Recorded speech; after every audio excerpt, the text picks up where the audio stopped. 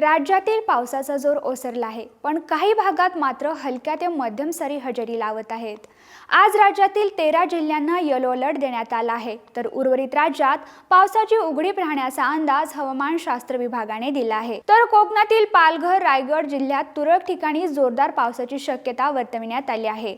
तसेच धुळे, जळगाव, नाशिक जिल्ह्यात देखील वादळी वाऱ्यांसह तुरळक ठिकाणी पावसाची शक्यता आहे. तर पुणे, कोल्हापूर, सातारा जिल्ह्यात तुरळक ठिकाणी जोरदार पावसाचा अंदाज आहे.